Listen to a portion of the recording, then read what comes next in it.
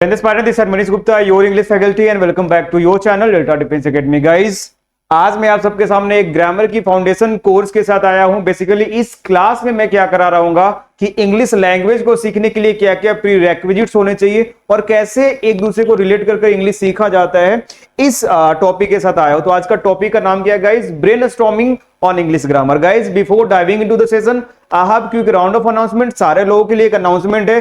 Guys, announcement क्या है? अगर आप जितने भी बच्चे हो जो वीडियो को देख रहे हो और डिफेंस में जाने के लिए एस्पायर कर रहे हो, तो डेल्टा डिफेंस एकेडमी 3 तरह की कोर्सेज को ऑफर करता है, एक एनडीए और एक सीडीएस के लिए। एनडीए के लिए 2 तरह के हमारे पास कोर्सेज हैं। आप या तो क्या कर रहे हो कि 10th के बाद एनडीए करना चाहते हो तो इस बैच में एनरोल हो सकते हो, हमारे टीम का नंबर है, ठीक है ना। या फिर बहुत सारे बच्चे होते हैं जो 8 क्लास के बाद से क्या करना चाहते हैं, एनडीए के प्रिपरेशन में लगना चाहते हैं, उनके लिए भी एक फाउंडेशन कोर्स होता है। तो आप जो कोर्स आपके लिए सुटेबल हो उस कोर्स में कर सकते हो, ठीक है ना। और क्या है गाइस, अगर कुछ बच्चे जो सीडीएस के लिए तैयारी करते हैं, ठीक है ना, तो सीडीएस के लिए हमारे ये टीम का नंबर, इस नंबर पे आप क्या कर सकते हो, इंक्वायरी ले सकते हो, ठीक है। इसके अलावा डेल्टा डिफेंस एकेडमी ये जो आपका एलटी लेक्चरर और फिर एसएससी के एग्जाम जैसे सीएचएसएल हो गए, सीजीएल हो गए, सीपीओ हो गए, जीडी, इन सारे एग्जाम्स को लेकर अगर आप टारगेट करते हो guys, you can join Delta Defence Academy ना। Guys, now without any delay let us dive into the session. Okay, चलो, इंग्लिश सीखने के लिए क्या क्या चीजें मेरे को आना चाहिए। इंग्लिश क्या है? एक कोई सब्जेक्ट नहीं होता, इंग्लिश क्या एक लैंग्वेज है। तो अब लैंग्वेज को सीखने के लिए क्या क्या चीजें आना चाहिए, सबसे पहले वो समझते हैं, ठीक है। लैंग्वेज जैसे हमने हिंदी सीखा ना, हिंदी में बोल रहा हूं, कैसे बोल पा रहा हूं, मेरे पास वर्ड्स है, उस वर्ड्स को अरेंज करने का तरीका है, तभी तो बोल पा रहा हूं, ठीक है ना। तो उसी तरह इंग्लिश सीखने के लिए आपके पास क्या होते हैं,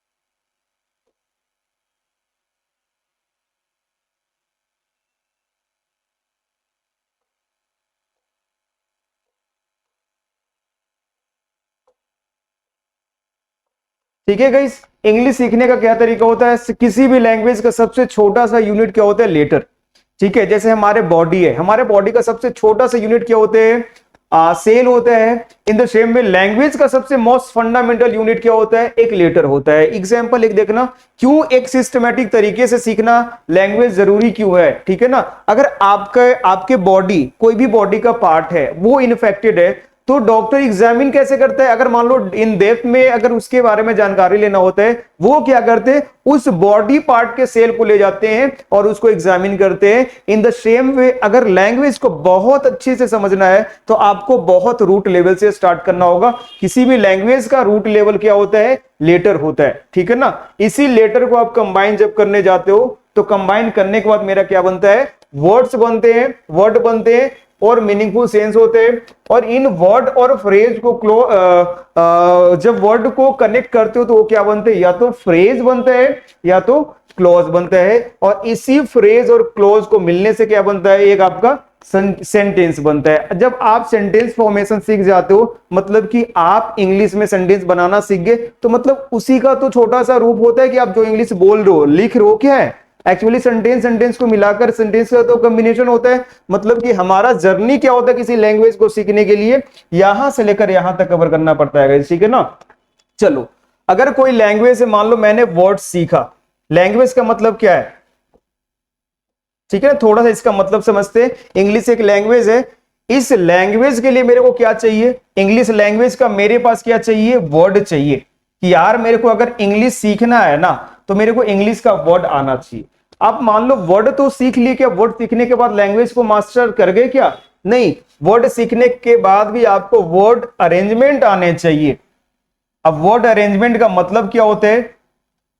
कहां पर वर्ब आएगा, कहां पर सब्जेक्ट आएगा, कहां पर एडजेक्टिव की क्या पोजीशन होगा, एडवर्ब का क्या पोजीशन होगा, ये वर्ड अरेंजमेंट होता है, ठीक है। तो मतलब कि वर्ड तो आपने मेमोराइज कर लिया, लेकिन वर्ड अरेंजमेंट करने के लिए आपको क्या आना चाहिए? ग्रामर की नॉलेज होना चाहिए। तो किसी भी सेंटेंस को बोलने के लिए सही है गलत है, आपके पास क्या चीज होना चाहिए? ग्रामर होना चाहिए, ठीक है ना। तो वर्ड अरेंजमेंट का मतलब आपका ग्रामर ही है। तो आज की क्लास में बेसिकली क्या करूंगा मैं, पूरी की पूरी जितनी भी ग्रामर में बेसिक टर्म्स है, फ्रेज, क्लॉज, क्या क्यों पढ़ना जरूरी, हर चीज का रीजन होगा, हर चीजें बहुत रेलिवेंट चीजें दूंगा आज, ठीक है ना। तो आगे की क्लास को स्टार्ट करते हैं, ठीक है ना। तो मैंने बताया कि लेटर है, लेटर को कंबाइन करके हम लोग क्या बनाते हैं, वर्ड्स बनाते हैं। अब इसी वर्ड को कंबाइन करने के बाद या तो फ्रेज बनता है या क्लॉज बनता है। इसी फ्रेज क्लॉज को कंबाइन करके आप क्या बनाते हो गाइस, सेंटेंस बनाते हो। तो हम लोग यहां से एक हर चीज को देखेंगे, लेटर को समझने की कोशिश करेंगे। उसके बाद वर्ड्स में क्या क्या पैरामीटर है वो समझाऊंगा। उसके बाद फ्रेज और क्लॉज में क्या डिफरेंस है, क्यों पढ़ना फ्रेज और क्लॉज जरूरी है, ये रीजन के साथ बताऊंगा, क्वेश्चन के साथ। उसके बाद सेंटेंस के कितने तरह होते हैं, हर सेंटेंस का स्ट्रक्चर कैसा कैसा होता है, इन सारी चीजों को हम लोग धीरे धीरे सीखते चलेंगे, ठीक है ना।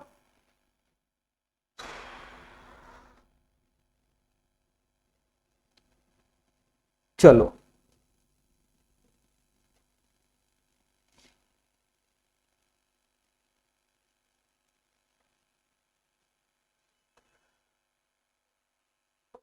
देखो, फ्रेज क्या होता है guys, group of words which is not self sufficient to give its meaning.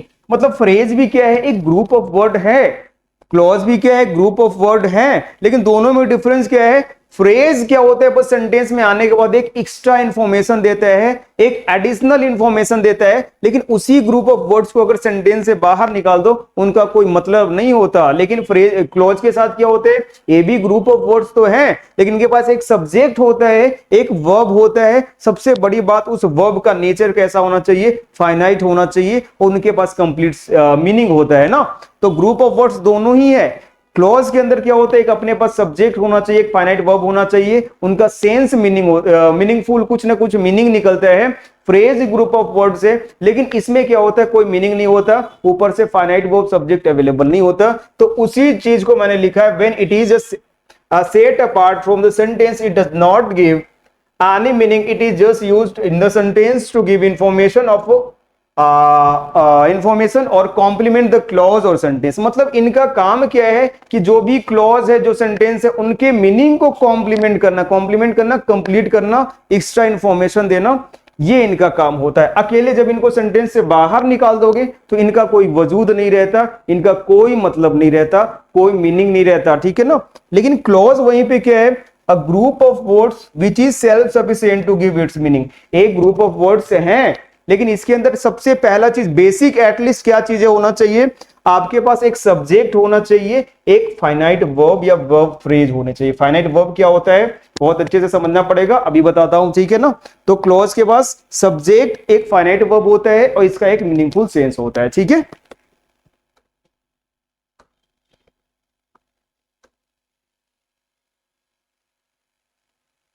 अब देखो सेंटेंस क्या होते हैं, सेंटेंस भी क्या है, सेंटेंस क्या है, अ ग्रुप ऑफ वर्ड्स ही होता है, ठीक है, अ ग्रुप ऑफ वर्ड्स ही होता है ये भी।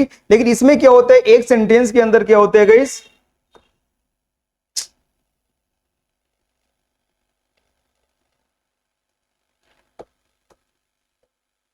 एक सेंटेंस के अंदर एक से ज्यादा क्लॉज भी हो सकता है, ज्यादा फ्रेज भी हो सकता है, ठीक है। अ ग्रुप ऑफ फ्रेज या फ्रेजेस एंड अ क्लॉज और क्लॉजेज इज सेंटेंस। सेंटेंस का मतलब होता है उस सेंटेंस के अंदर एक क्लॉज भी हो सकता है, एक फ्रेज भी हो सकता है, एक से ज्यादा क्लॉजेज और फ्रेजेस हो सकते हैं। लेकिन एक सबसे छोटा सा सेंटेंस की जब बात हो रहा होगा ना, वहां पर कम से कम एक क्लॉज तो होना पड़ेगा, उसी को सेंटेंस बोलते हो। बड़ा बहुत सारा हो सकता है, एक से ज्यादा क्लॉजेज, एक से ज्यादा फ्रेजेज हो सकता है, बट मिनिमम जो स्मॉलेस्ट सेंटेंस होता है उसके अंदर क्या होता है, एटलीस्ट वन क्लॉज तो होता ही होता है, ठीक है ना।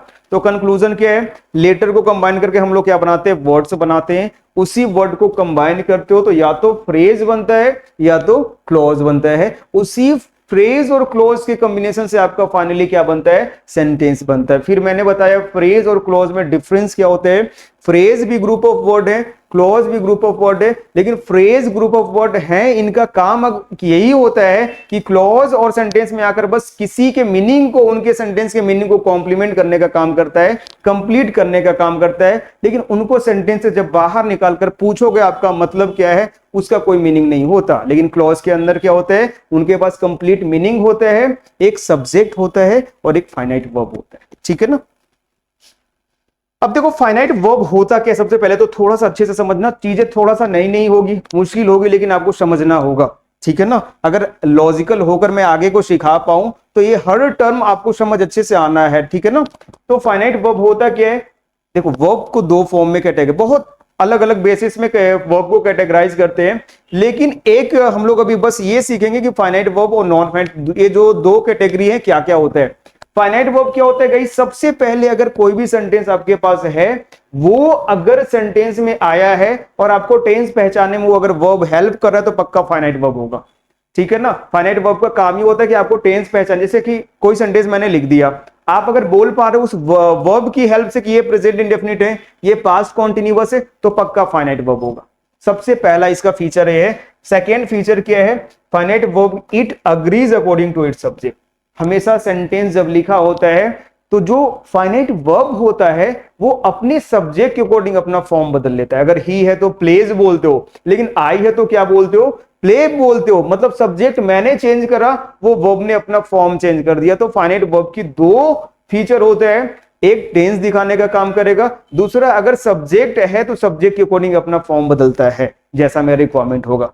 ठीक है, इसी का अपोजिट क्या होता है, आपका नॉन फाइनाइट वर्ब होता है। नॉन फाइनाइट वर्ब क्या होते हैं, डज नॉट शो टेंस। इनका काम टेंस दिखाने से नहीं होता, मतलब इस वर्ब को अगर ढक दोगे ना तो भी आप टेंस बता पा रहे होगे कि ये प्रेजेंट इंडेफिनिट है, ये पास्ट है, तो वो क्या होता है, नॉन फाइनाइट वर्ब होता है। ऊपर से क्या है, नॉन फाइनाइट क्या है, कभी फॉर्म अपना नहीं बदलता।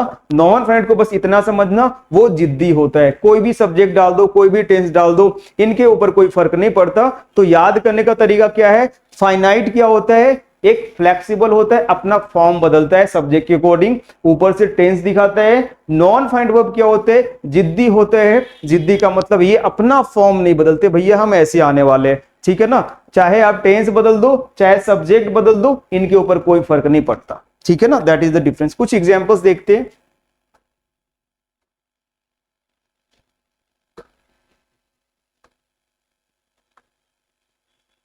देखो फाइनाइट वर्ब में क्या क्या हो सकता है, आपका एक्शन वर्ब हो सकते हैं, स्टेटिव वर्ब हो सकते हैं, हेल्पिंग वर्ब्स हो सकते हैं। मतलब जितने भी वर्ब आपको टेंस पहचानने में हेल्प करेंगे और अपने सब्जेक्ट के अकॉर्डिंग अपना फॉर्म चेंज करेंगे, उसे क्या बोलते हैं हम लोग, फाइनाइट वर्ब बोलते हैं ना।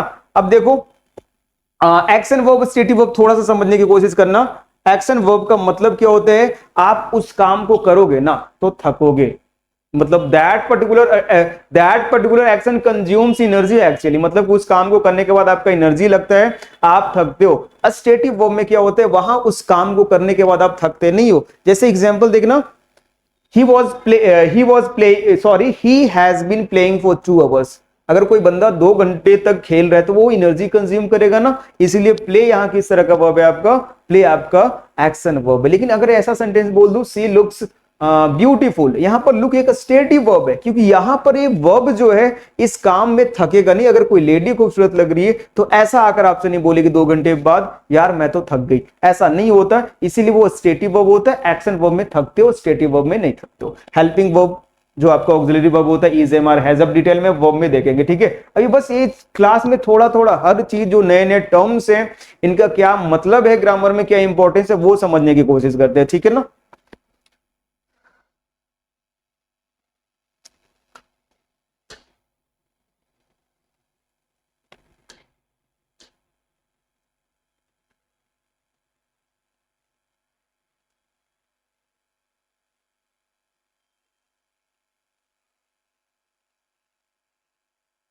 देखो वही चीज मैंने लिखा, वही चीज लिखा। फाइनाइट वर्ब क्या होता है, एक्शन, स्टेटिव, हेल्पिंग, सारे सब फाइनाइट वर्ब में आते हैं। अब देखना फाइनाइट वर्ब का फीचर क्या है, दे शो टेंस। मतलब ये जो जितने भी फाइनाइट वर्ब है, आपको टेंस, जो अभी मैंने पहले बताया टेंस बताता है, ऊपर से affected by the nature of the subject. Finite verb subject कैसा, इस बात पे बहुत अच्छे से डिपेंड करता है। सब्जेक्ट अगर सिंगुलर है तो फाइनाइट वर्ब जो होगा सिंगुलर, अगर सब्जेक्ट प्लूरल है तो फाइनाइट वर्ब प्लूरल, ऐसा चलता है इनके साथ। लेकिन नॉन फाइनाइट के साथ ऐसा कुछ नहीं होता, कोई भी सब्जेक्ट डाल लो अपना फॉर्म वही रखते, वो जिद्दी होते, मैंने बता रखा। ठीक है, जैसे देखना, ही हेल्प्स मी, एग्जाम्पल समझना बस।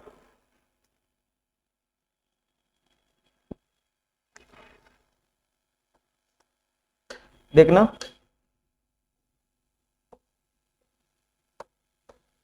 हाँ मैंने बोला he helps me a lot when ever I need. ध्यान से समझना, यहां पे फाइनाइट वर्ब क्या है, नॉन फाइनाइट वर्ब क्या है, पहचानना हो थोड़ा।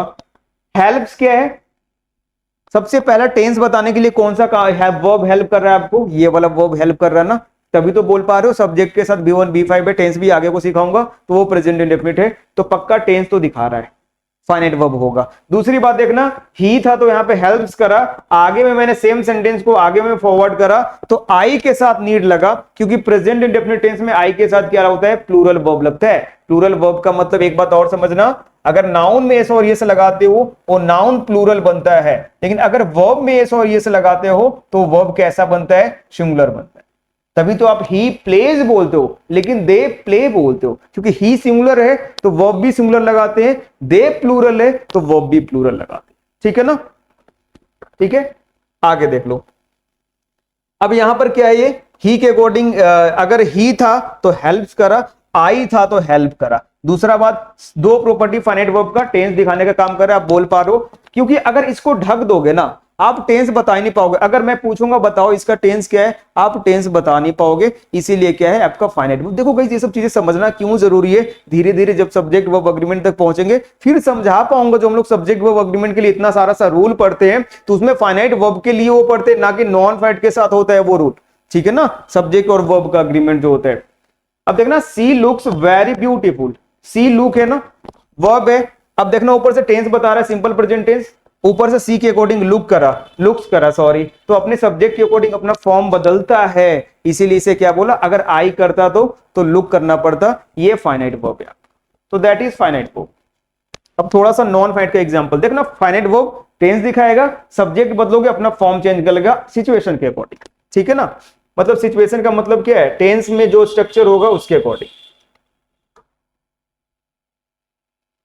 अब देखो वहां पे सी था ना, तो क्या कर रहा, सी लुक्स करा था, लेकिन यहां पर क्या आ गया आपका, यहां पे आपका दे आ गया, दे के साथ मैंने क्या कर दिया, दे लुक कर दिया, प्लूरल, दे का मतलब प्लूरल, तो वर्ब भी प्लूरल कर दिया, क्योंकि एस लगाकर वर्ब को सिंगुलर बनाते हैं। ठीक है, he was watching movie when I called him,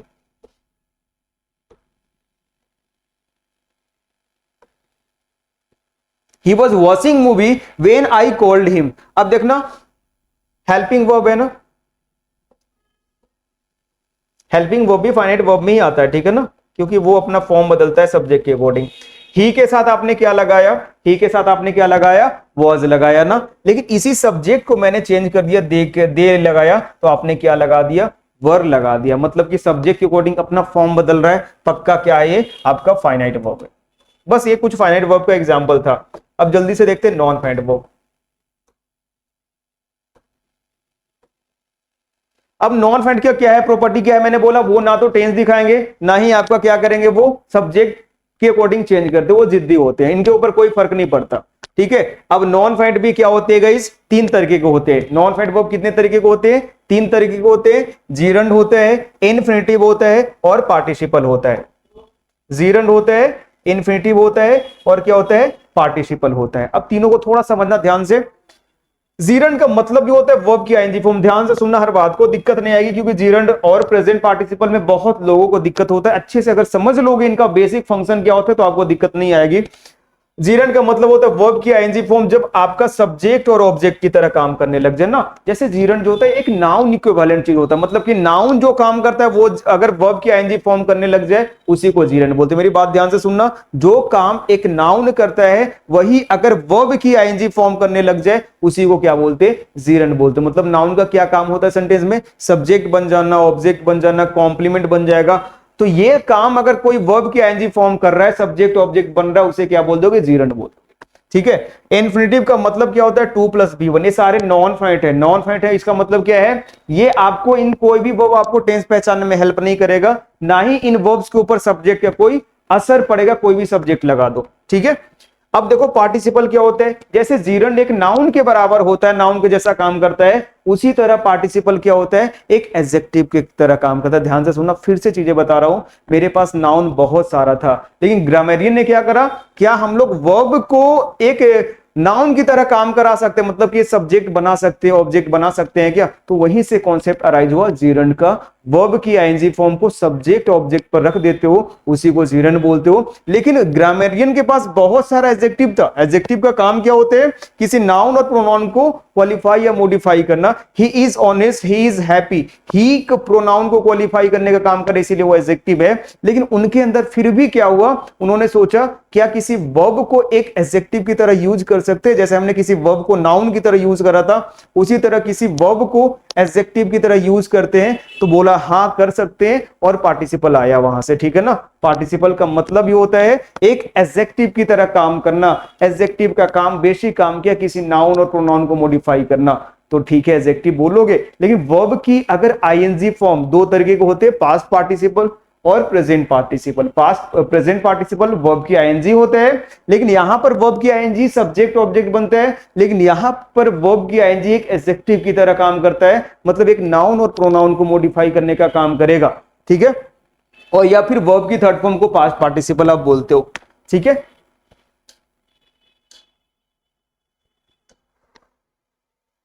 देखो प्रेजेंट पार्टिसिपल का मतलब होता है वर्ब की आईएनजी फॉर्म, पास्ट पार्टिसिपल का मतलब होता है वर्ब की थर्ड फॉर्म।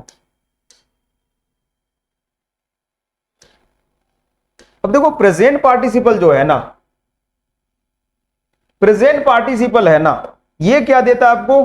कॉन्टिन्यूटी दिखाता है, मतलब वो काम चल रहा है, कॉन्टिन्यूटी दिखाता है। ये क्या देता है? हिंदी में जाओगे तो हो गया है, हो चुका है या हो गया है, ऐसा सेंस देता है पास्ट पार्टिसिपल, ठीक है ना।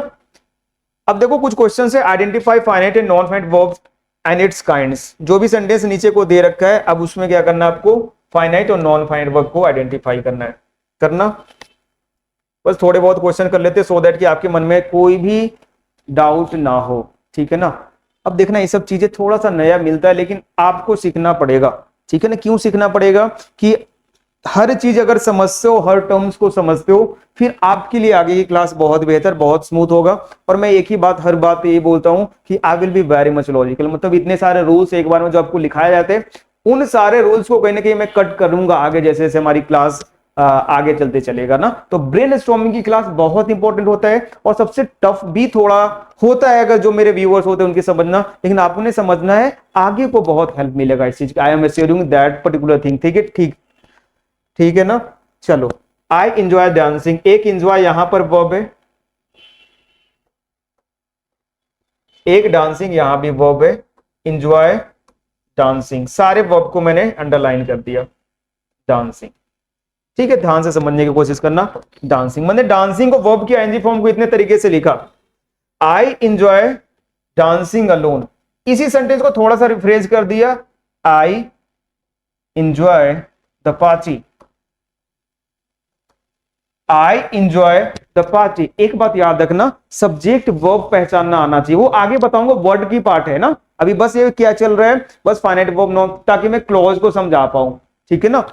अब देखो I enjoy the party, I enjoy what, verb से अगर व्हाट या होम पूछते हो ना, तो वो क्या देता है? हमेशा याद रखना, अभी के लिए याद कर लो, वर्ब से अगर व्हाट या होम पूछते हो, वो आपका ऑब्जेक्ट देता है। आई इंजॉय व्हाट, तो यहां पर जो आंसर मिला वो ऑब्जेक्ट हो गया। उसी तरह यहां पर क्या है, आई इंजॉय व्हाट, वर्ड का आंसर दे रहा, मतलब कि क्या बन रहा है? एक ऑब्जेक्ट। अभी मैंने बताया जब वर्ब की आईएनजी फॉर्म जब सब्जेक्ट या ऑब्जेक्ट बन जाए, उसी को क्या बोलने लगते हो आप? जीरंड बोलने लगते हो, ठीक है ना।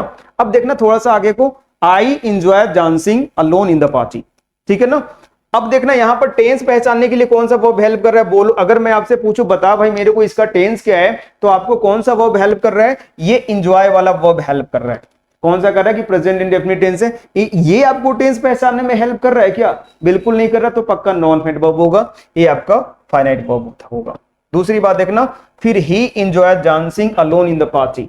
अब ही, आई था तो इंजॉय था, ही था तो इंजॉय कर दिया, मतलब अपना फॉर्म चेंज कर लिया। तो किसका ऐसा प्रॉपर्टी होता है जो सब्जेक्ट के चेंज करने के बाद अपना फॉर्म चेंज कर लेता है? फाइनाइट वर्ब का होता है। इसीलिए यहां पर ये फाइनाइट वर्ब है, यहां पे क्या है? एक नॉन फाइनाइट वर्ब है, ठीक है ना। अब आगे आ जाओ, ही enjoyed dancing in the party, he enjoyed dancing in the party, कौन सी टेंस है? सिंपल पास्ट टेंस है ना। ए कौन सी टेंस है? सिंपल पास्ट टेंस है। सिंपल पास्ट टेंस कौन बता रहा है कि सिंपल पास्ट टेंस है? आपको ये इंजॉयड वर्ब बता रहा है ना, तो जो वर्ब टेंस बताता है वो आपका कौन सा वर्ब होता है? फाइनाइट वर्ब है। ये तो आपको टेंस बताने का काम नहीं कर रहा है। इंजॉयड व्हाट का आंसर दे रहा है, ऑब्जेक्ट बन रहा है, इसीलिए इसे क्या बोल दिया मैंने? जीरेंट बोल दिया। ठीक है, अब देखो, dancing is my passion, dancing is my passion, इस इज का सब्जेक्ट क्या है? डांसिंग बन रहा है ना, वर्ब की आईएनजी फॉर्म एक सब्जेक्ट बन गया, ऊपर से टेंस दिखाने का काम डांसिंग नहीं कर रहा, इज कर रहा है, तो पक्का वो क्या है? फाइनाइट वर्ब आपका इज है, ये एक नॉन फाइनाइट वर्ब है। तो जब वर्ब की आईएनजी फॉर्म सब्जेक्ट बन गया, इसे भी जीरेंट बोल दो। ठीक है, India is a developing country, country एक नाउन है ना, इस कंट्री के बारे में बताने का काम कर रहा है डेवलपिंग, डेवलप करता हुआ बोलते हो ना, इंडिया इज अ डेवलपिंग, मतलब इसीलिए तो बोला प्रेजेंट पार्टिसिपल में काम कंटिन्यू होता है, लेकिन पास्ट पार्टिसिपल में काम क्या होता है गाइस? वो हो रखा होता है। ठीक है ना, तो अभी डेवलप हो रहा है, तो इसीलिए इस कंट्री के बारे में एक्स्ट्रा इंफॉर्मेशन दे रहा है। एक नाउन के बारे में जो एक्स्ट्रा इंफॉर्मेशन देता है उसी को क्या बोलते हो आप? एडजेक्टिव बोलते हो। ठीक है ना, तो ये क्या हो गया? एडजेक्टिव की तरफ वर्ब काम कर रहा है, पास्ट पार्टिसिपल बोलोगे, लेकिन वर्ब की आईएनजी फॉर्म जब एडजेक्टिव की तरह काम करता है उसे क्या बोलते हैं? प्रेजेंट पार्टिसिपल बोलोगे। लेकिन देखो, America is a developed country बोलते हो ना, India is developing country but America is developed country. किस तरह का कंट्री है? नाउन के बारे में बता रहा है डेवलप्ड, तो डेवलप्ड आपका क्या हो गया गाइस? एक पार्टिसिपल है, लेकिन कौन सा पार्टिसिपल है? पास्ट पार्टिसिपल हो चुका है ना, इसीलिए पास्ट पार्टिसिपल का मैंने यूज करा। ठीक है, तो ये थोड़ा सा था कि फाइनाइट वर्ब और नॉन फाइनाइट वर्ब कैसे पहचानते हैं।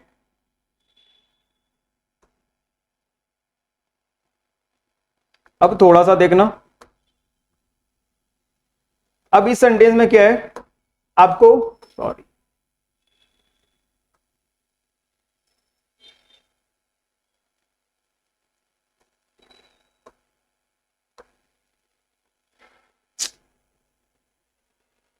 इस सेंटेंस में क्या करना है? क्लोज और फ्रेज को पहचानना है।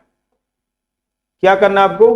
क्लोज और फ्रेज को पहचानना है। पहचानना, he is a man of great knowledge, he क्या है? सब्जेक्ट है, वर्ब है, ऑफ क्या है? प्रेपोजिशन है। प्रेपोजिशन जब भी आपको मिले ना, उसके एंड में नाउन या नाउन इक्विवेलेंट चीज होता है, वो एक फ्रेज बनाता है। एक क्या है? एक फ्रेज है। अब देखना, ही इज अ मैन, यहां तक मेरा कंप्लीट मीनिंग है ना, ही इज अ मैन सही लग रहा है ना, तो इसीलिए क्या है? क्लॉज तो है, C1 तो है, ठीक है ना, लेकिन ऑफ मैन क्या है? P1 है, एक फ्रेज है। इसको सेंटेंस से आप बाहर निकाल दीजिए, बोलिए ऑफ ग्रेट नॉलेज, क्या कुछ मतलब निकल रहा है? इसीलिए बोला कि फ्रेज भी ग्रुप ऑफ वर्ड से, क्लॉज भी ग्रुप ऑफ वर्ड से, लेकिन फ्रेज को जब सेंटेंस से बाहर निकाल दो ना, तो उनका मतलब नहीं होता कुछ। लेकिन इकट्ठे इसको अगर मेरे को बोलना है बताओ इकट्ठे क्या, तो इसे क्या मैं बोलूंगा? सेंटेंस बोलूंगा। ठीक है ना, इसीलिए इसे क्या बोलूंगा? सेंटेंस बोलूंगा। अब देखना, एक क्वेश्चन दिया मैंने, the knowledge of mathematics and English is are required to crack this exam. आपको सेलेक्ट करना है, मैं बता रहा क्यों फ्रेज सीखना बहुत जरूरी है। जब भी आपको कहीं भी प्रेपोजिशन मिले ना, अभी के लिए बस ये बात समझ लो, वो क्या करना, वो उसके नाउन या नाउन इक्विवेलेंट पे एंड कर देना। वो क्या बनता है? उसका ऑब्जेक्ट बनता है। प्रेपोजिशन का ऑब्जेक्ट ग्रामर में दो तरीके से बनते हैं, एक प्रेपोजिशन का ऑब्जेक्ट और एक वर्ब का ऑब्जेक्ट। ठीक है ना, तो मेरा सब्जेक्ट कौन बन रहा है? एक नॉलेज बन रहा है। किस तरह का नाउन नॉलेज है? एक अनकाउंटेबल नाउन है ना, इसीलिए अनकाउंटेबल के साथ इज लगाओगे, आर नहीं लगा सकते। ठीक है ना, इज लगाओगे। इसीलिए देखना, आपको देखने में क्या लग रहा है? मैथमेटिक्स एंड इंग्लिश मेरा सब्जेक्ट बन रहा है, एक्चुअल में क्या एक फ्रेज है ये। इस फ्रेज का काम क्या है? बस एक्स्ट्रा इंफॉर्मेशन देना। मतलब किस चीज का नॉलेज? मैथमेटिक्स और इंग्लिश का। बस इनका काम ये होता है, सब्जेक्ट वर्ब में अपना एक्चुअल सब्जेक्ट काम करता है। अनकाउंटेबल नाउन जब भी सब्जेक्ट बनता है, वर्ब कैसा लगाते हो आप? सिंगुलर लगाते हो। ठीक है,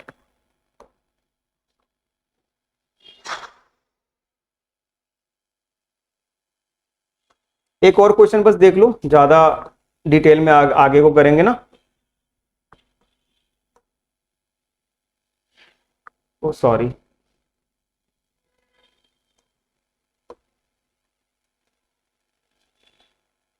manager was talking, manager was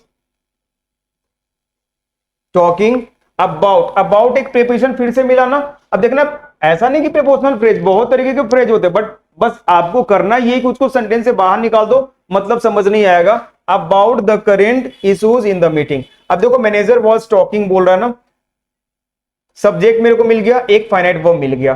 ठीक है ना, वॉज टॉकिंग, अब देखो इसका मीनिंग को कभी मैनेजर वाज टॉकिंग व्हाट, मेरे को तो पता नहीं है ना, तो फ्रेज का काम यही होता है कि उसके मीनिंग को कंप्लीट करना, जो भी बात बोला जा रहा है उसके मीनिंग को कंप्लीट करना इसके साथ मिलकर। तो the manager was talking about the current issues, एक यहां तक मान लो प्रीपोजिशन को मैंने नाउन प्रोनाउन पे एंड करा दिया, वो फ्रेज 1 हो गया, ये आपका क्या बन गया, फ्रेज 2 बन गया। अगर इकट्ठे बोलोगे तो ये इकट्ठे क्या है, एक सेंटेंस है। इस सेंटेंस के अंदर कितना है, एक आपका क्लोज सब्जेक्ट और फाइनाइट वर्ब का कॉम्बिनेशन, और दो क्या है आपका, दो फ्रेज है, ठीक है ना। तो सेंटेंस एक बड़ा सा रूप होता है जिसमें एक क्लॉज हो, एक से ज्यादा क्लॉज हो, ठीक है।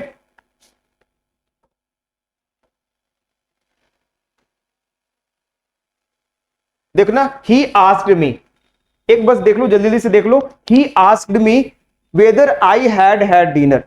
ही आस्क्ड मी सब्जेक्ट है, एक फाइनाइट वर्ब है क्योंकि टेंस बता रहा है कि सिंपल पास्ट टेंस है, एक क्लॉज ये हो गया। आई हैड एक हेल्पिंग वर्ब, एक मेन वर्ब, ये भी टेंस आपको दिखाने का काम कर रहा है। दो क्लॉज है तो इकट्ठे, इसमें एक क्लॉज ये हो गए, इस और इकट्ठे बोलना होगा तो इकट्ठे क्या बोलोगे, इसे सेंटेंस बोलोगे आप, ठीक है ना। चलो ये सारे तो हो गए। अब देखो थोड़ा सा कुछ कुछ चीजें, मैंने बोला हर चीज पढ़ाऊंगा तो एक कोई ना कोई इसका मतलब होगा। Why do I have taught that much about the phrase and close.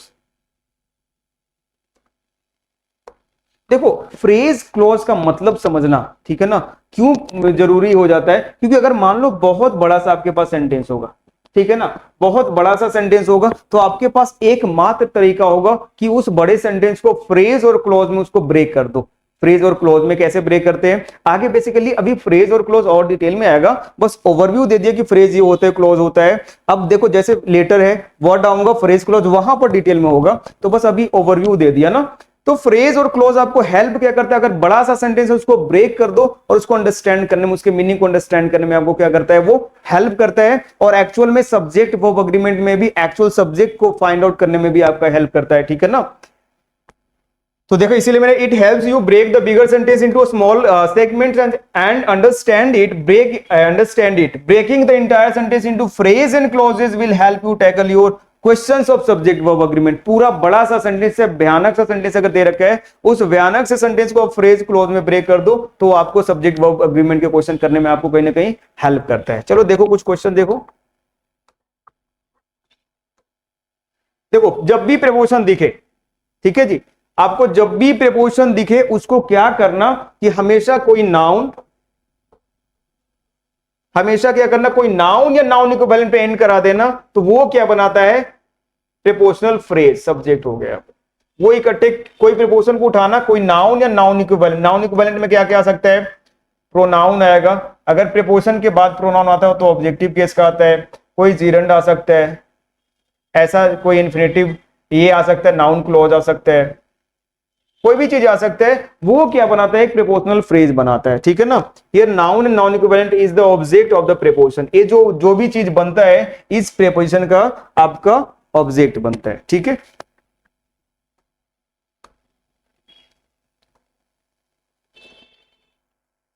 अब एक पॉइंट और सीखना, पूरे ग्रामर के इतिहास में ना ऑब्जेक्ट दो तरीके से बनाए जाते हैं। कैसे कैसे, एक वर्ब का ऑब्जेक्ट बनता है, एक प्रीपोजिशन का ऑब्जेक्ट बनता है। एक वर्ब का ऑब्जेक्ट बनता है और एक प्रीपोजिशन का, जो भी बताया। तो कहीं भी आपको प्रीपोजिशन दिखे वो आगे में अपना क्या बनाएगा, object. Preposition to position just after the transitive verb, एक वर्ब के बाद ऑब्जेक्ट आता है और एक प्रीपोजिशन के बाद ऑब्जेक्ट आता है, ठीक है ना। और हमेशा याद रखना ऑब्जेक्ट वर्ब अग्रीमेंट नहीं होता है, सब्जेक्ट वर्ब अग्रीमेंट होता है, ठीक है। तो जहां भी आपको प्रीपोजिशन के बाद सब्जेक्ट आएगा उसके अकॉर्डिंग नहीं करोगे। चलो ये दोनों क्वेश्चन करना।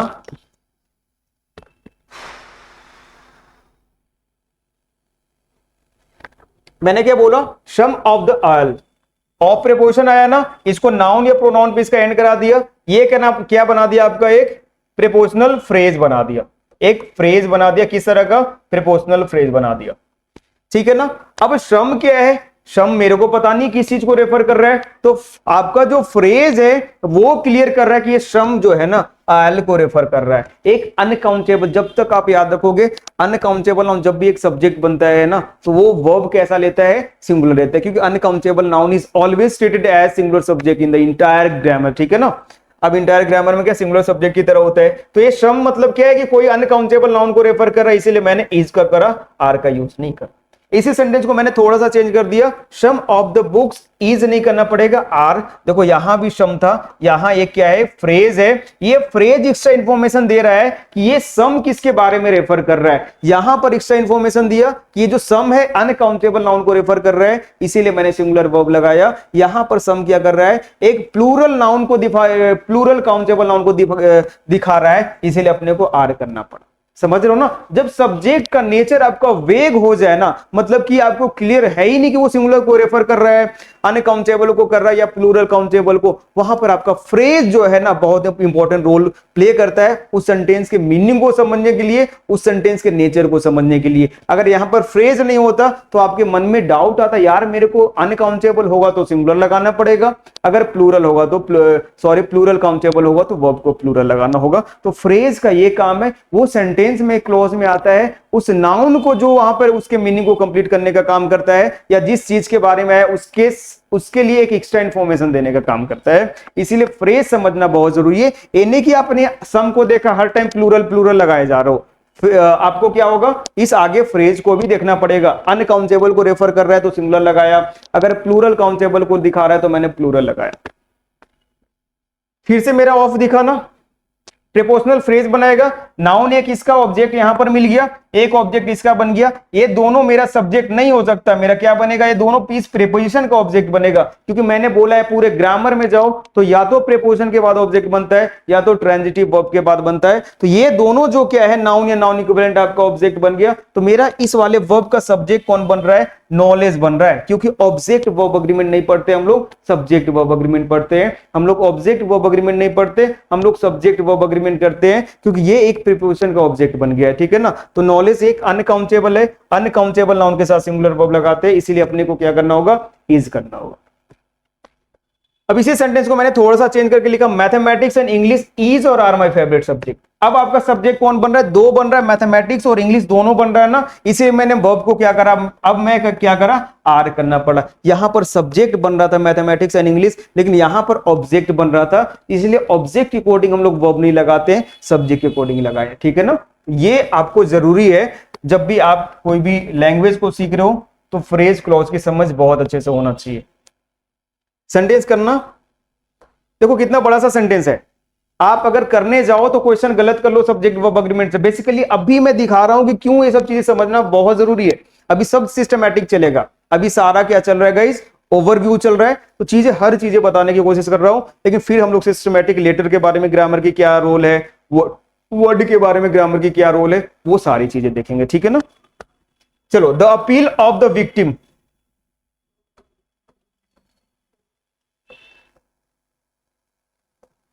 देखना, the appeal of the victim preposition है ना, इस प्रेपोजिशन को नाउन, नाउन क्या होता है, किसी भी चीज का नाम, अगर उसको बोलते उसका इमेज आपके दिमाग में बैठता, विक्टिम। टू प्रेपोजिशन है ना, अब टू को क्या करा, टू तो इकट्ठे बनेगा तो इन्फिनिटिव भी बन जाएगा, इन्फिनिटिव बन गया। लेकिन देखना नॉन फाइंड वर्ब है, क्या इन्फिनिटिव क्या होता है, नॉन फाइंड वर्ब है। अभी तक मेरे को अपील का जो वर्ब नहीं मिला, इसका ऑब्जेक्ट मिल गया, इसका वर्ब नहीं मिला, वो तो नॉन फाइंड वर्ब है ना, इसीलिए सीखना पड़ता है कि मेरे को फाइनाइट वर्ब ढूंढना पड़ेगा, उसके अकॉर्डिंग उसका अग्रीमेंट कराएगा। और आगे को बढ़ते हैं, to transfer the case, to transfer से पूछो व्हाट, तो इस इन्फिनिटिव का ऑब्जेक्ट बन गया, ए भी मेरा सब्जेक्ट नहीं बनता। Related to rights, case related to, इसके लिए एक फ्रेज बना रहा है, पार्टिसिपल फ्रेज, आगे को आएगा। इस केस के बारे में, किस बारे में बताया जा रहा है कि case related to the rights to some other state. To preposition है, फिर से नाउन पे एंड करेगा, ए भी मेरा सब्जेक्ट नहीं बना, इस प्रेपोजिशन का क्या बन गया, आपका ऑब्जेक्ट बन गया। इस डू जो वर्ब है, इसका सब्जेक्ट कौन बन रहा है, अपील। अपील एक अनकाउंटेबल नाउन है, इसीलिए अपने को क्या करना पड़ा, डज करना पड़ा, ठीक है ना। That is the beauty of identifying the nature the breaking the entire sentences into the phrase and clause कि it will help you, it will assist you to get your actual subject and the actual verb। आपको क्या करता है वो, कहीं ना कहीं actual subject actual verb को क्या करता है, पहचानने में हेल्प करता है। कुछ नहीं करना था, हर प्रीपोजिशन को पकड़ना था, उनके ऑब्जेक्ट पे एंड करा दो। प्रीपोजिशन का ऑब्जेक्ट बन रहा है, ऑब्जेक्ट के फॉर्म में क्या वहां पर हो सकता है, एक नाउन हो सकता है, या नाउन के बराबर जो काम करने वाला प्रोनाउन हो सकता है, जीरंड हो सकता है, ये सारी चीज होता है। उसको सेंटेंस से अलग करते हैं कि वो सब्जेक्ट वर्ब अग्रीमेंट में हेल्प नहीं करता, क्योंकि उस प्रीपोजिशन का वो ऑब्जेक्ट बन गया है। हम लोग सब्जेक्ट वर्ब अग्रीमेंट करते हैं, ना कि ऑब्जेक्ट करते। ठीक है, फिर से चलो, friendship between the two groups. देखो टू, बहुत लोग क्या करेंगे, टू ग्रुप्स को देखेंगे, यहां पर क्या कर देंगे, प्लूरल है भाई, यहां पे मैंने प्लूरल, मेरा तो सही लग रहा, ना ना बिल्कुल गलत है। ठीक है ना, बिटवीन क्या है, प्रीपोजिशन मिला, फिर से प्रीपोजिशन को क्या करा मैंने, इनके नाउन या नाउन इक्विवेलेंट पे एंड करा दिया। ये पार्ट इसका क्या बन गया, इस प्रीपोजिशन का ऑब्जेक्ट बन गया। तो इस वर्ब का मेरा जो है सब्जेक्ट कौन होगा, इस वर्ब का मेरा सब्जेक्ट क्या बन रहा है, फ्रेंडशिप। फ्रेंडशिप एक अनकाउंटेबल नाउन है, और अनकाउंटेबल नाउन पहचानने के लिए बहुत बेहतर सा टूल दे रहा हूं। उस नाउन के पहले 1 2 3 लगाकर देख लो। अगर नाउन के पहले 1 2 3 लगाने के बाद अगर आपको वो नाउन लॉजिकल है तो काउंटेबल है, अगर इलॉजिकल लग रहा है तो वो अनकाउंटेबल। जैसे देखना, फ्रेंडशिप बोलकर देखना, 1 फ्रेंडशिप, 2 फ्रेंडशिप, 3 फ्रेंडशिप, अच्छा है, नहीं लग रहा ना, इसीलिए फ्रेंडशिप एक अनकाउंटेबल नाउन है। लेकिन अगर मैं इसी को बोलूं 1 फ्रेंड, 2 फ्रेंड, 3 फ्रेंड, वो क्या हो जाता है, वो आपका काउंटेबल हो जाता है ना, क्योंकि अब तो सही लग रहा। ठीक है, तो फ्रेंडशिप अनकाउंटेबल नाउन जब भी सब्जेक्ट बनता है, आप वर्ब कैसा लगाते हो, वर्ब को सिंगुलर लगाते हो। ठीक है ना, तो इसीलिए समझना बहुत जरूरी था ना। एक और बड़ा सा सेंटेंस लिया, लास्ट क्वेश्चन, इसके बाद हम लोग आगे बढ़ेंगे ना। इतना बड़ा सा सेंटेंस लिया, ठीक है, देखकर आपको क्या लगेगा गाइस, डर सा लगेगा यार, सेंटेंस कहना क्या चाहता है। अगर आपके पास फ्रेज और क्लॉज में ब्रेक करने का तरीका है कि आप पूरे के पूरे सेंटेंस को फ्रेज और क्लॉज में ब्रेक कर पा रहे हो, तो इस क्वेश्चन को भी आप बहुत इजीली टैकल कर जाओ। अभी के लिए फ्रेज और क्लॉज के लिए मैंने क्या बताया है, कहीं भी अगर प्रीपोजिशन दिखे ना, उसको किसी नाउन या नाउन इक्विवेलेंट या फिर प्रोनाउन पे एंड करा दो, वो पार्ट आपका फ्रेज बना देगा वो, और आगे वाला पार्ट आपका सब्जेक्ट नहीं बन सकता, क्योंकि इस प्रीपोजिशन का ऑब्जेक्ट बन गया। चलो धीरे धीरे चलते। ऑफ प्रीपोजिशन है ना, डॉक्यूमेंट, इसका ऑब्जेक्ट बन गया, मतलब कि ये सब्जेक्ट तो नहीं बन रहा किसी भी वर्ब का आगे को जाकर। अपीयर्स, अपीयर्स का सब्जेक्ट क्या है, अपीयर्स है ना, सिंगुलर है, वर्ब में एस और एस लगाकर सिंगुलर बनाते हैं, लेकिन इसका सब्जेक्ट कैसा है, सब्जेक्ट तो प्लूरल है ना, ऑथर से सिंगुलर सब्जेक्ट तो सिंगुलर वर्ब, प्लूरल सब्जेक्ट तो प्लूरल वर्ब, ऑथर से तो वर्ब में एस, प्लूरल का मतलब होता है उस वर्ब के साथ एस और एस को हटाना। ठीक है ना, समझ रहे हो, तुरंत से हो गई। Never in the history of India, preposition मिला, नाउन पे एंड करा दो, मेरा सब्जेक्ट नहीं हो सकता। नेवर इन क्या है, प्रीपोजिशन है, नाउन पे एंड करा दो, हिस्ट्री मेरा सब्जेक्ट नहीं हो सकता। नेवर क्या है मेरा, एक एडवर्ब है, नेवर क्या है मेरा, एक एडवर्ब है, और एक एडवर्ब पूरे दुनिया में देखो कभी सब्जेक्ट नहीं बनता। हर चीज का लॉजिक होता है, आपका सब्जेक्ट नाउन या प्रोनाउन बन सकता है, या कोई नाउन इक्विवेलेंट बन सकता है, एडवर्ब नहीं बन सकता। इसीलिए मेरा सब्जेक्ट तो ये भी नहीं है। एक्चुअल में इस वर्ब का सब्जेक्ट देखोगे तो वी है, इन्वर्जन बोलते हैं इसे, आगे की क्लास में देखेंगे। इस वाले का एक्चुअल सब्जेक्ट क्या है, वी है, इसीलिए अपने को क्या करना पड़ेगा, हैव करना पड़ेगा। ठीक है ना, तो ये चीज बहुत अच्छे से समझना बहुत जरूरी है। चलो, ये सारी चीजें तो हो गई मेरी पूरा का पूरा ओवरव्यू कि आपको फ्रेज और क्लॉज क्यों समझना है। ठीक है ना, अब गई जल्दी से 2 मिनट ध्यान से सुनना। What I have taught so far, अभी तक मैंने क्या पढ़ा है, अभी थोड़े थोड़े हर चीज के बारे में बताया। अब सिस्टमैटिक चलेगा, लेटर, वर्ड, फ्रेज, क्लॉज, अब डिटेल में चलेगा। मैंने पहले रीजन बता दिया क्यों हर चीज को समझना।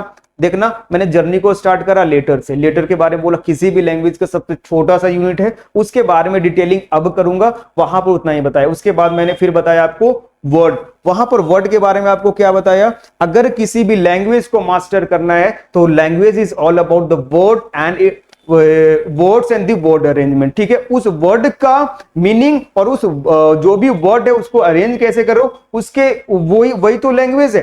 ठीक है, तो वर्ड आप सीख गए, याद कर लिए, लेकिन वर्ड अरेंजमेंट सीखने के लिए आपको क्या सीखना होगा, उस पर्टिकुलर लैंग्वेज का ग्रामर सीखना पड़ेगा। ठीक है, ये बताया। उसके बाद में आया फ्रेज और क्लोज में आया। फ्रेज क्या होता है, A B group of word से, क्लोज क्या है, एबी ग्रुप ऑफ वर्ड से, लेकिन फ्रेज के पास क्या होता है, उसको सेंटेंस से बाहर निकाल दो कोई मतलब नहीं होता, वो एक सपोर्ट सिस्टम, एक एडिशनल इंफॉर्मेशन या किसी सेंटेंस में क्लोज का सेंटेंस का मीनिंग कंप्लीट करने के लिए काम आता है। ठीक है, क्लॉज के पास क्या होता है, एक सब्जेक्ट होता है, एक फाइनाइट वर्ब मिनिमम होता है।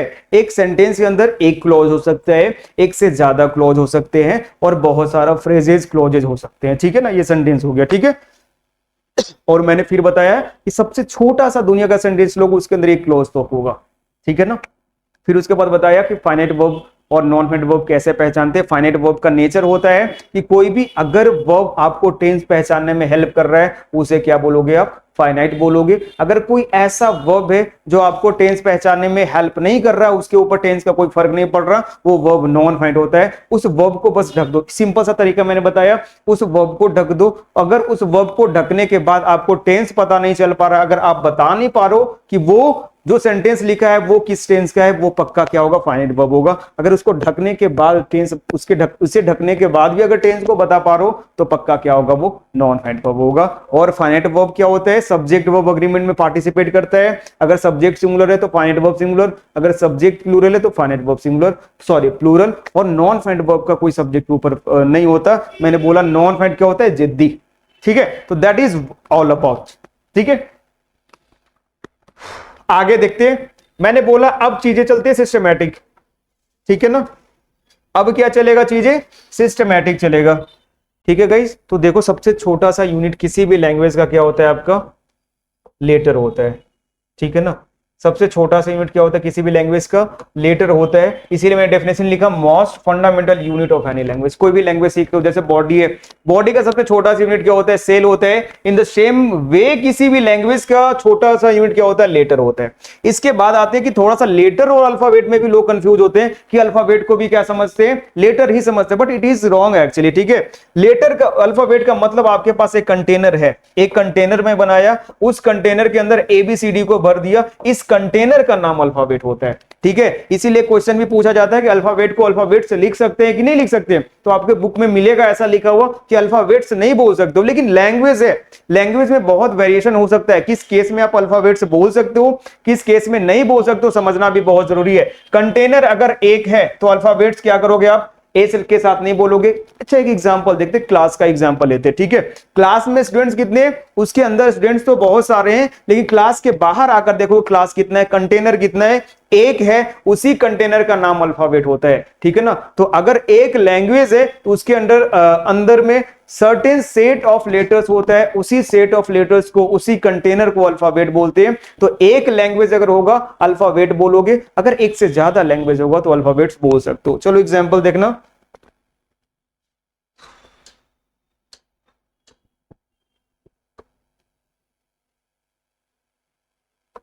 मैंने एक सेंटेंस लिया, ही हैज बीन लर्निंग,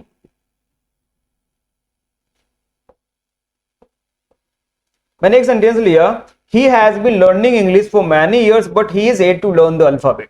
किस किस लैंग्वेज की बात हो रहा है, एक लैंग्वेज है ना, इंग्लिश है, मतलब एक इंग्लिश का कंटेनर होगा, डब्बा होगा, इसके अंदर एबीसीडी भरा होगा। डब्बा कितना है, इस डब्बा का नाम होता है अल्फाबेट, डब्बा तो एक है ना, क्योंकि मैं क्या कर रहा हूं, एक पर्टिकुलर इंग्लिश लैंग्वेज का बात कर रहा है, इसीलिए अपने को क्या करना पड़ेगा, अल्फाबेट होगा।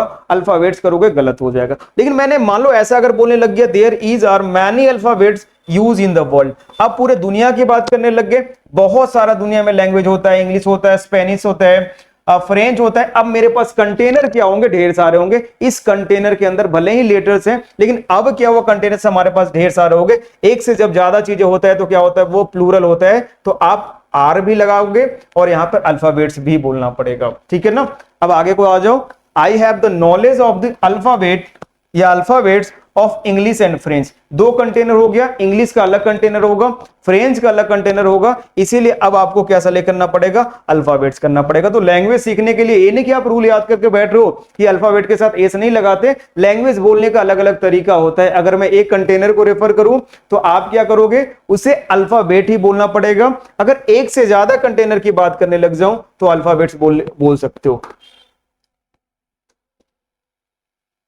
अब लेटर है, ठीक है ना, अब देखो लेटर है,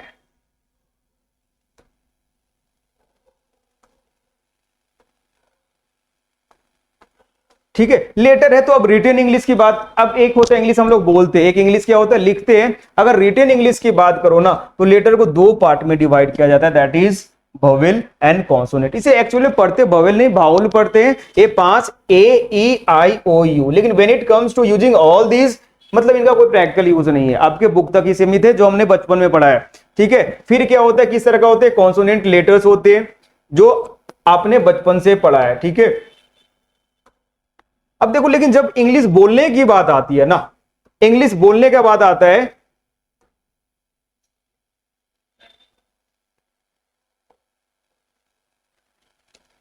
ठीक है ना, इंग्लिश अगर बोलने का बात आता है ना तो उसके अंदर 44 साउंड्स होते हैं। कि अगर देखना कोई बात, अगर हम लोग कोई वर्ड को अच्छे से प्रोनाउंस नहीं कर पा रहे, इसका मतलब कि कोई ना कोई साउंड हम लोग मिस करते हैं। तो रिटेन इंग्लिश के लिए वोवेल और AEIOU जो सीखा वो तो है ही, बट आपको वहीं पे भूल जा रही है, इसका कोई प्रैक्टिकल यूज नहीं। आर्टिकल थोड़ी देर में सिखाऊंगा, उसमें भी इसके साउंड का यूज होता है, उस लेटर का यूज नहीं होता। ठीक है, तो कितने साउंड होते हैं, जैसे देखो ब्रिटिश बहुत सारे इंग्लिश होते हैं, ब्रिटिश इंग्लिश हो गए, अमेरिकन इंग्लिश हो गए। तो एक IPA एक ऑर्गेनाइजेशन बनाया गया जिसमें उस IPA के अंदर कितना दिया गया, 44 साउंड्स आपको दिए गए। कि बोला गया यार आप कहीं भी रीजन से बिलोंग करो, अगर आप इस 44 साउंड्स को मास्टर कर गए तो आप वर्ड की प्रोनाउंसिएशन को सीख गए। बेसिकली ये आपकी प्रोनाउंसिएशन के लिए होता है, वो आपके रिटन इंग्लिश के लिए होता है। तो पूरे इंग्लिश लैंग्वेज में कितना स्टैंडर्ड साउंड है, 44 साउंड्स है, जिसमें कि 24 कॉन्सोनेंट साउंड्स होते हैं और 20 वावल साउंड्स होते हैं। अब वावल साउंड्स को भी दो कैटेगरी में डिवाइड करते हैं, दैट इज डिप्थोंग और मोनोप्थोंग। तो ये सारे स्पोकन का पार्ट हो गया। तो जितने भी बच्चे अगर रिकॉर्डेड देखते हो तो you can join us for spoken batch too. ठीक है, तो ये सारी चीजें हो गई। एक चीज आपको दिखाना चाहूंगा बस, देखो जब भी इंटरनेट में वर्ड को सर्च करते हो कुछ ऐसा आपको दिखता है। अगर वर्ड को सर्च करने जाते हो तो ऐसा कुछ दिखता होगा आपको, ठीक है ना।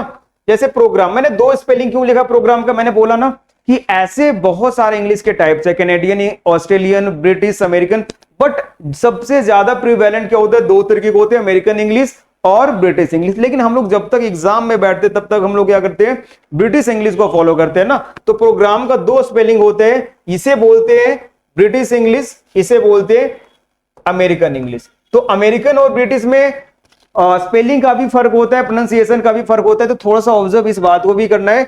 जब तक एग्जाम में बैठोगे आप इस वाले स्पेलिंग का यूज करोगे, लेकिन जब कहीं भी बैठो बाहर इनफॉर्मल सेटअप में, दोनों में से किसी को कर लो, कोई फर्क नहीं पड़ता। क्योंकि हमारा एग्जाम क्या करता है, एक स्टैंडर्ड ब्रिटिश इंग्लिश ग्रामर को फॉलो करता है, तो उससे रिलेटेड ही हर चीज को सीखना होगा। जैसे मान लो मेरे को प्रोग्राम का मीनिंग नहीं आता, मैंने इंटरनेट में सर्च करा, तो आपने एक अलग तरीके का लैंग्वेज नीचे को देखा होगा, अलग तरीके का लैंग्वेज देखा होगा, शायद इस वाले चीज से आप अवेयर नहीं होंगे। तो that is IPA, that is transcription. जो मैंने 44 साउंड से बताया वो इसके अंदर आता है। तो इसे क्या बोलते हैं, इसे बोलते हैं श्वास साउंड। अ का साउंड देता है, ए क्या होता है, ऊ का साउंड देता है, और ये होता है एस साउंड। तो ऐसे कर कर बहुत सारे साउंड होते हैं। तो वर्ड्स की प्रोनाउंसिएशन को सीखने के लिए आपको इन 44 साउंड्स को भी मास्टर करना पड़ता है। लिखने के लिए वो तो सही है, लेकिन वर्ड्स को अगर बोलना है तो आपको 44 साउंड्स आते हैं। देखो अलग अलग आपको ट्रांसक्रिप्शन दिखेंगे जो आपने जिंदगी में कभी देखा नहीं होगा। तो इसको क्या सीखना होता है, ये एक एक्सेंट रिडक्शन का कोर्स होता है, ठीक है ना।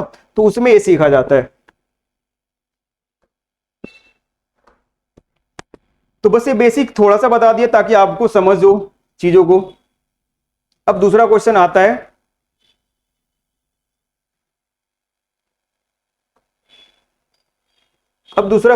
है, कि मैंने इतना कुछ करा क्यों लेटर के बारे में पढ़ा। ये लेटर तो बहुत छोटा सा किसी लैंग्वेज का, क्या पढ़ाने का जरूरत पड़ा। तो why have I taught you that much about the letter, क्यों पढ़ाया इतने सारे लेटर, तो बहुत छोटा सा सबको पता है। To learn the usage of article AN। जब भी आर्टिकल AN का यूज करते हो, अभी तक जो भी क्वेश्चन दूंगा सारे ऑलमोस्ट गलत करोगे, क्योंकि तरीका मेरे पास क्या है, गलत है, ठीक है ना। तो देखना, सबसे पहले तो आर्टिकल को दो पार्ट में डिवाइड करते हैं, दैट इज डेफिनिट आर्टिकल और इनडेफिनिट आर्टिकल। अब देखो डेफिनिट आर्टिकल का मतलब नाम से ही क्लियर है चीजें, क्या होगा, स्पेसिफिक होगा, किसी नाउन की स्पेसिफिक, कोई स्पेसिफिक नाउन के बारे में बात करोगे। इनडेफिनिट क्या होते हैं, उसमें आता है आपका AN आता है, वो क्या देता है आपका general indefinite sense, sense of one पर एवरी। इतने सारे सेंस सब दिमाग में रखना पड़ेगा। लेकिन द के लिए बट है कि कोई पर्सन है, अगर मैं व्यक्ति हूं तो मेरे बारे में स्पेसिफिक चीजें बताना है तो द का यूज करूंगा। मेरे बारे में अगर जनरल बातें बताया जा रहा है, अगर एक नंबर को दिखा रहा हो ए का यूज कर दो, एवरी का सेंस दिखा रहा हो ए का यूज कर दो। अगर कोई जनरल सेंस का मतलब होता है किसी जगह, किसी व्यक्ति, किसी स्थान के बारे में जनरल बातें बताना, जो कि हमेशा सही होता है। ठीक है, तो गाइज आज की क्लास को यहीं पे रखते हैं ना, कल मैं पार्ट 2 वीडियो डालूंगा, इसी को कंटिन्यू करेंगे, उसमें देखेंगे आर्टिकल ए एन से रिलेटेड क्या क्या दिक्कत होता है, आपको क्या क्या परेशानी आता है। तो guys that's all about today's class, this side Manish Gupta, signing off the session. जय हिंद। और गाइज